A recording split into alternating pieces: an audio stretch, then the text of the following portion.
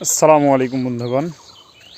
আমি বর্তমান ঘুম থেকে উঠে যাচ্ছি অবহেলিত এক জায়গায়, বা যেই জিনিসটা বেশি অবহেলিত, ও আমাদের ডিমও তো অবহেলিত, ডিমের সাথে আরও একটা জিনিস কিন্তু বর্তমান সময়ে অবহেলিত। সেই জিনিসটা কি আপনারা জানেন? হয়তো জানেন, জানলে কমেন্ট করে জানান।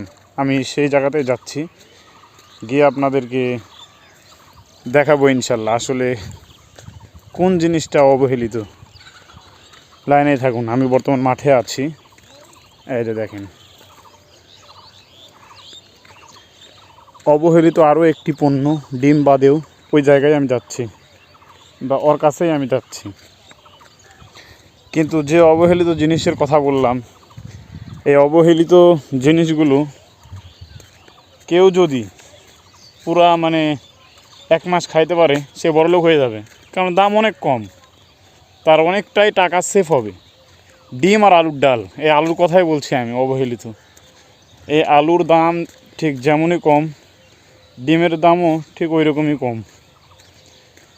এদের দাম যে কবে বেশি হবে আমরা আশা করছি, ডিমের দাম না হয় ঈদের পর বেশি হওয়ার সম্ভাবনা রয়েছে, কিন্তু আলুর দাম আদৌ কি বেশি হওয়ার সম্ভাবনা রয়েছে নাকি আল্লাহ তাআলা ভালো জানে। দেখা যাক। ওই সামনে দেখতে পাচ্ছেন আমার ফ্যামিলি আলু তুলছে, সকলেই। দেখা যাচ্ছে কিনা আমি জানি না, এই যে জুম করে দেখাচ্ছি আমি, ওরাই হচ্ছে আমার ফ্যামিলি আলু তুলছে, আমিও ঠিক সেখানেই যাচ্ছি। এইরকম অবস্থাতে সত্যি আমার অনেকটাই ভালো লাগে। কি সুন্দর মাঠে ধান, চারিদিকে ধান, গম, অনেক সুন্দর। ডিপ চলছে, মানুষ কাজ করছে। এই রোজা রমজান মাসেও মানুষ যে যার মতো জমি জমা নিয়ে ব্যস্ততা সময় পার করছে। আলহামদুলিল্লাহ, ভালো। এই সেই অবহেলিত পণ্য যেটা ডিমের পর রয়েছে।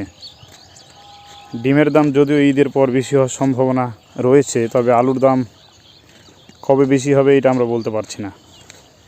এবার কিন্তু বাংলাদেশে প্রচুর পরিমাণে আলু আমদানি হয়েছে।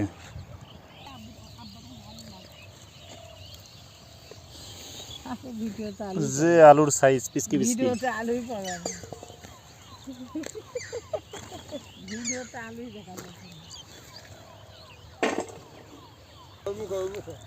আনাপ